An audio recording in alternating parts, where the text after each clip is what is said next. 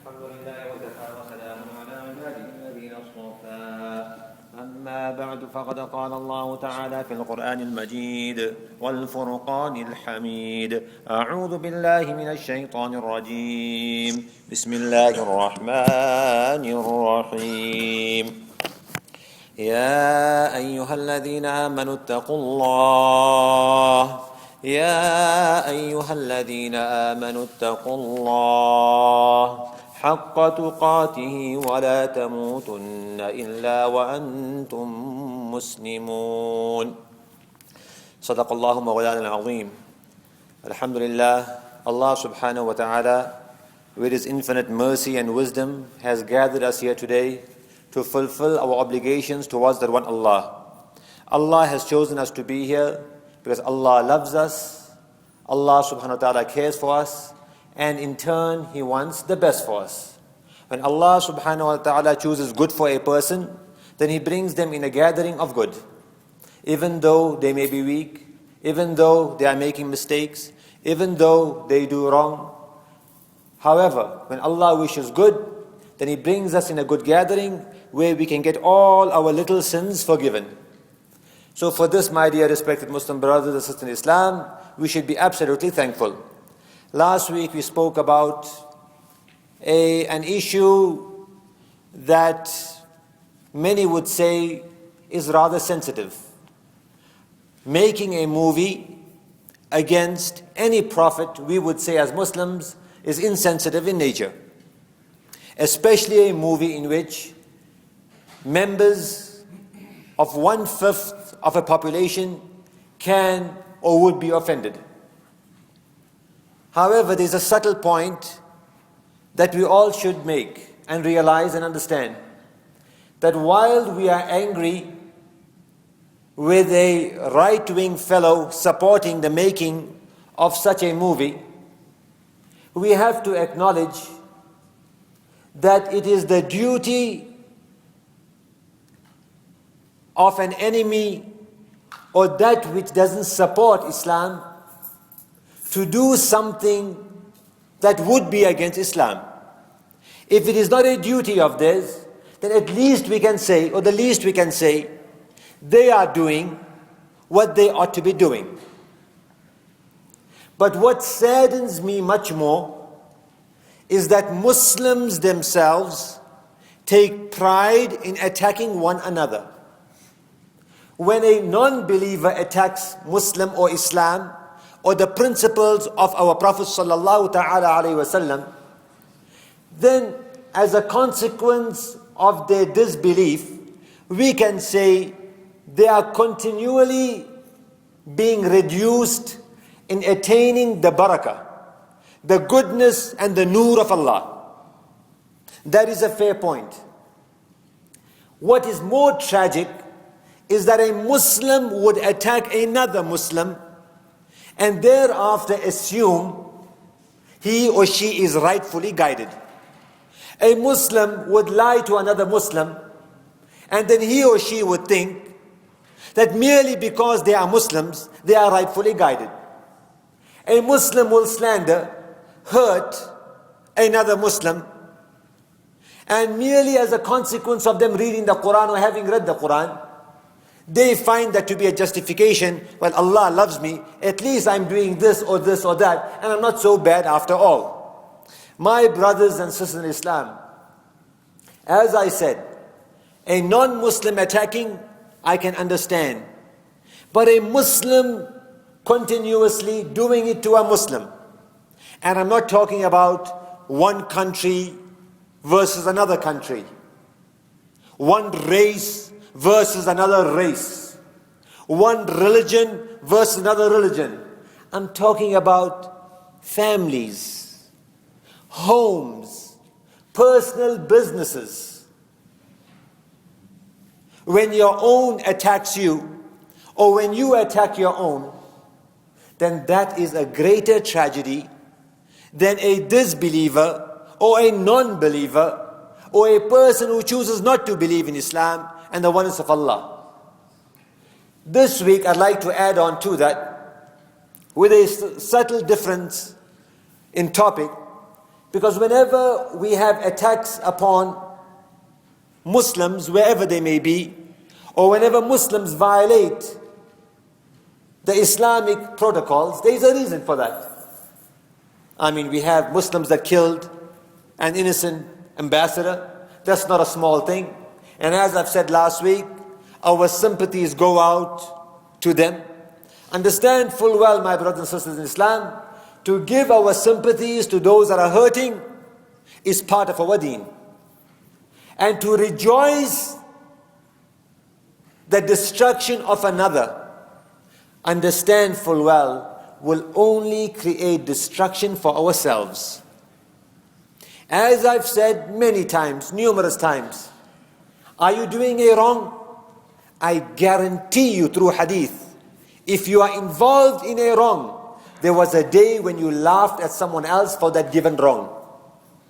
If you said, let's use the example, none of you smoke, alhamdulillah, but you laughed at someone else smoking, chances are, as a result of that, you are now possibly a smoker. If you laughed at someone else for cheating, rest assured, you are going to, or you are involved, or may be involved in that given act. Why do I say that? Because our religion teaches us that when you do good for others, Allah will give you good. That's why Allah is adl, Allah is just. But when you do harm to others, then understand that harm will come to you because Allah is just. You may not like that boy or girl, male or female, human or non-human. Allah likes that human. That's why Allah created that human. That human may not like Allah and be a believer, etc. That's a separate issue. You may not like that animal. That's your personal choice. Allah liked that animal, so Allah made that animal. So now when we go through all this difficulty, then naturally, whatever the difficulty may be, we have a difficult time believing in Allah. Or we begin to have a difficult time in being steadfast to the commands of Allah subhanahu wa ta'ala. And I hope I have time, but I'll share this with you. There are 4 things we should try to hold on upon. And that's all you got to remember. These 4 things, and I want you to reflect upon it throughout the week.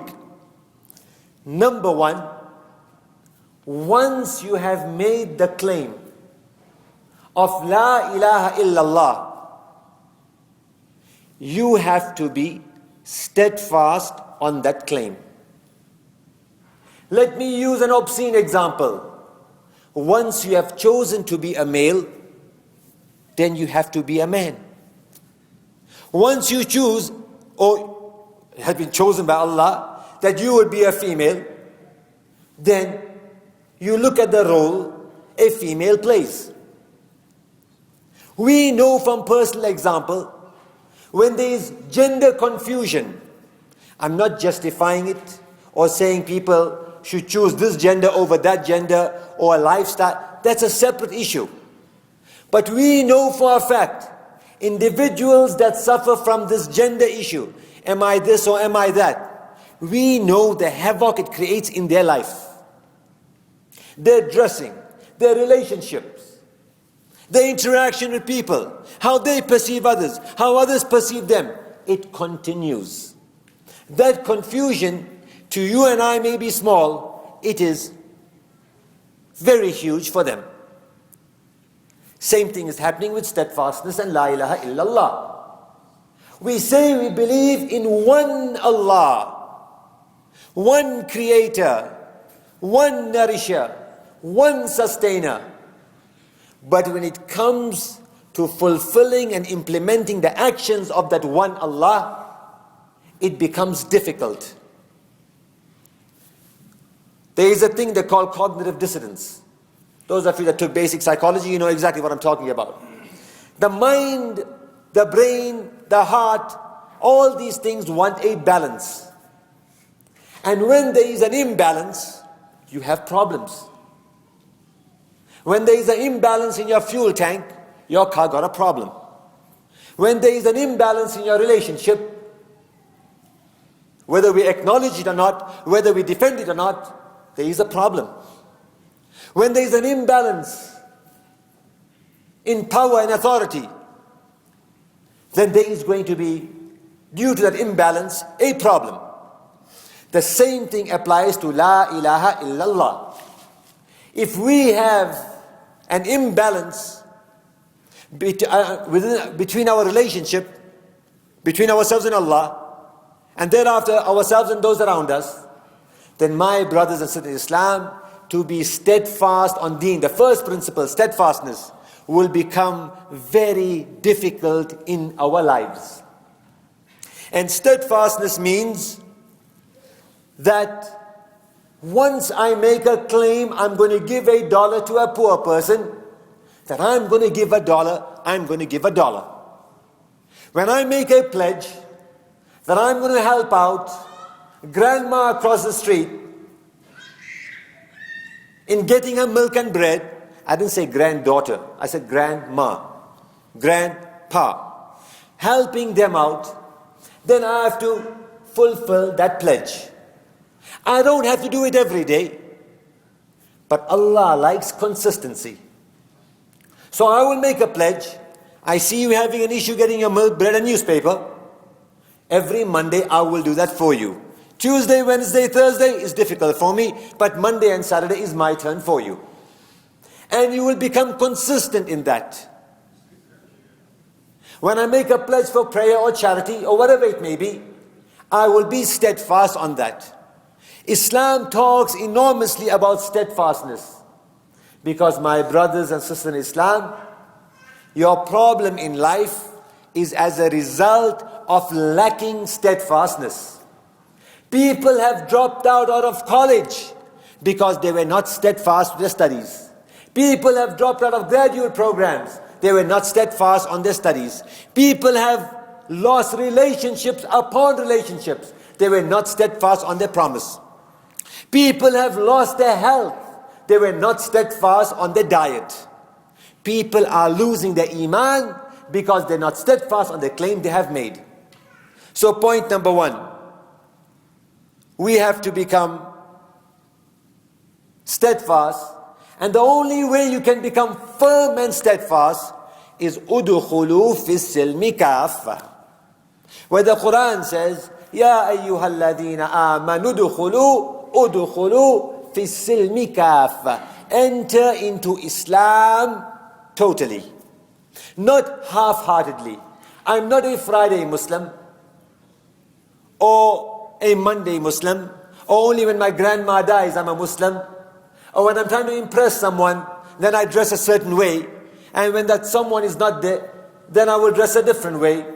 For example, we have different attire that we wear during the day, and sometimes when we want to run around at night, then we wear a different attire. That same Allah that is looking at you in the day is the same Allah that's looking at you in the night.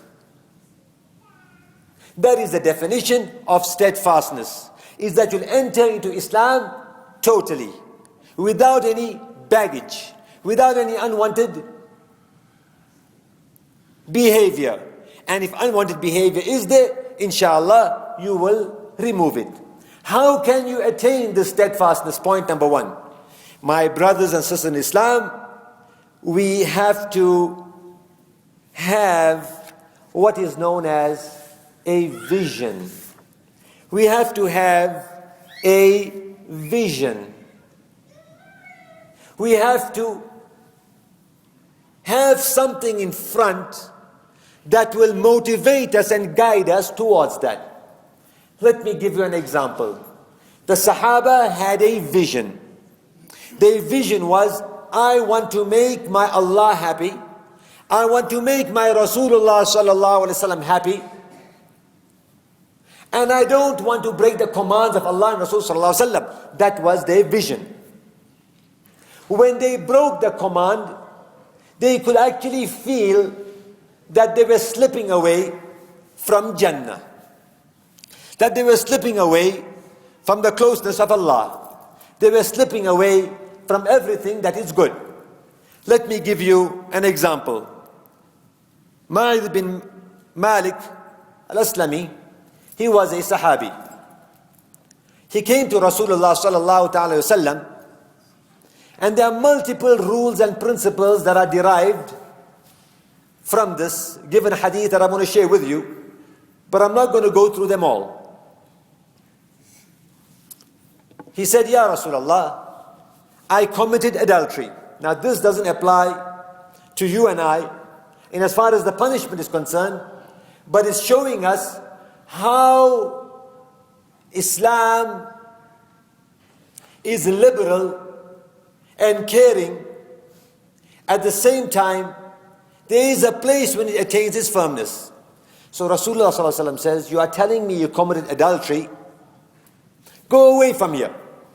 Short version of the hadith, go away from here. He went away, came back again. Ya Rasulullah, committed adultery. Oh my Sahabi, I'm telling you, go away from here. Don't tell me the bad things you have done. Move away. He comes back for the third time. And thereafter Rasulullah ﷺ said, the first time, in essence, what he meant was, the first time you were talking to me and the discussion was with me and you. I don't want to hurt you. Second time you came, I sent you away. But this wrong that you are doing is haunting you, so you came back again. I sent you away. You came back the third time. When you came back to me now the third time, oh my Sahabi, now I am bound by the command of Allah. Now you have made a confession, and you have made a pledge to that confession repeatedly. Now I have to enact what is known as the had or the Islamic punishment. Point here, steadfastness. Point here, they had a vision. And in getting to that vision, they went through pain. There was a female Sahabiya. May Allah bless her. She was given a punishment. Before Rasulullah gave the punishment, he says, look, you are carrying a baby and you're making a confession. She persisted and insisted.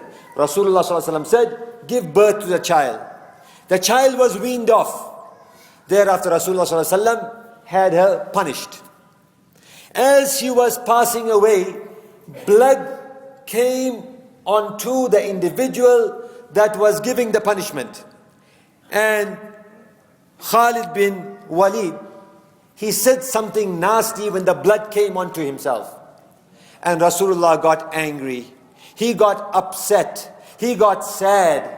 And he said, this is what he said. He said the following. He says, oh my Sahabi, this person that is dying today is gaining the fragrance of Jannah. In essence, that's what he said. Is gaining the closeness of Allah. This person, because of their steadfastness, because of their vision, they couldn't take it that they were committing adultery. They couldn't take it that they were doing wrong. Oh my Sahabi, that's why they took the punishment. Allah loves this person so much, you can put all the mountains together, put value upon it. All the values of all the mountains are insignificant in comparison to the reward she's getting.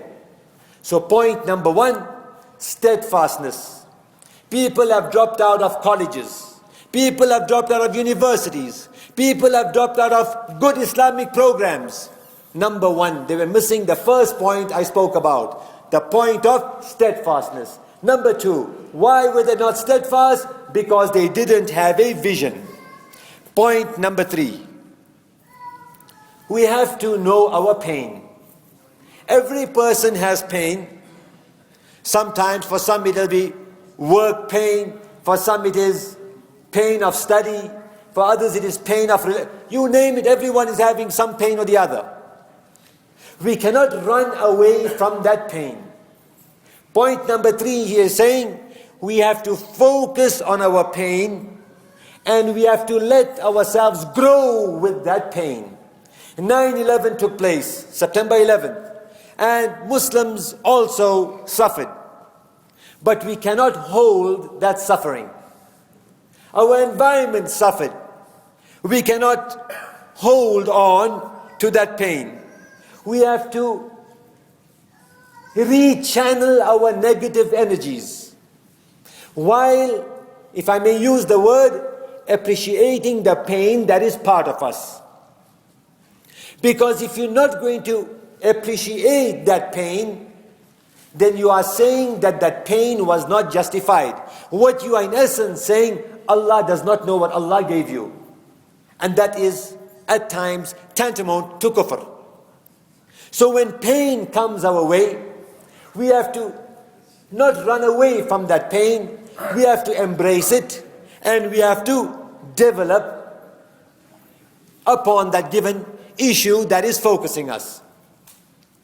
And point number 4, we have to also understand the value of living in the present. We have to live in the now. We are living, many of us, according to our past. This is what happened, therefore I cannot believe in this right now, and my brothers and sisters, it's affecting your future. You have to let go of a dark past. Whatever happened, happened. We learn from that pain, we develop from that pain, and we move on. And we cannot move on so forward that we only worry about the future. I'm going to be doing this, I'm going to be doing that. That is wrong. Because a Muslim doesn't live for 100 years from now. You make enough provisions for a sufficient or a near future. And the dark past, you let it go. Everyone has to have in mind, my Allah loves me, and I have to begin a new beginning. Once we live in the now, our problems of the past gradually would leave us.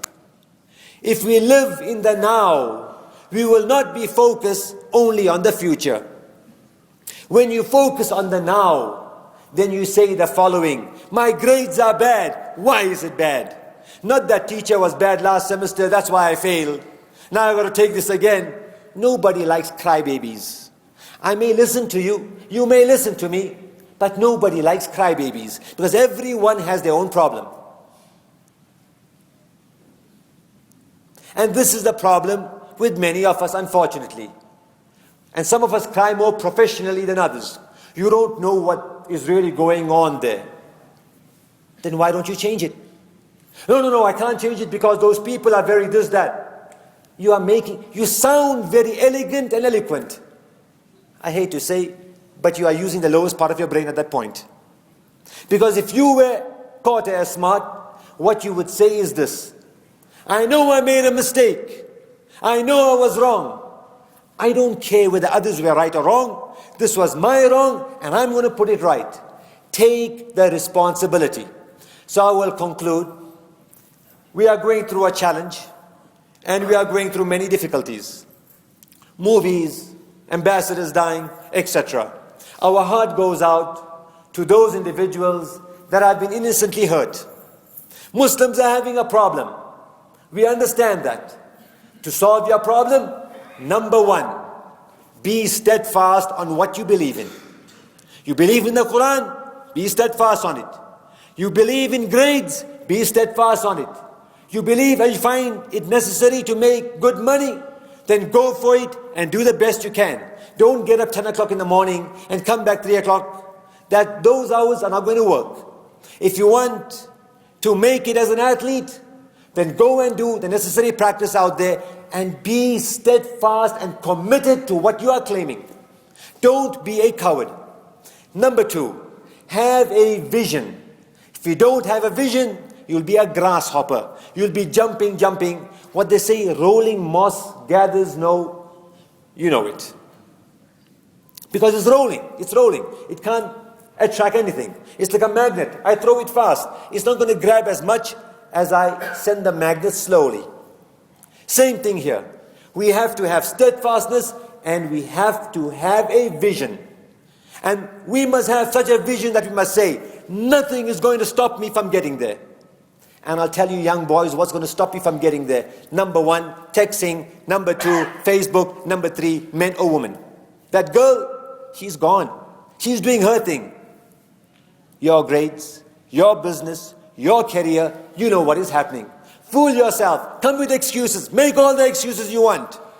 You didn't have steadfastness and a clear vision. And you paid the price. Number 3, know your pain. Appreciate that pain. Learn from the pain that you went through in life. And use that negativity to make yourself positive. And point number 4, live in the now. Live in the present. And inshallah, if you did that, then Allah will give us all barakah and success in everything we do and intend to do. May Allah subhanahu wa ta'ala help us in living on steadfastness, living with clear vision, living and understanding the pain we have created upon others and others upon us, and mainly the pain we have created upon ourselves. And finally, may Allah help us in living in the now so we can become the best in the future.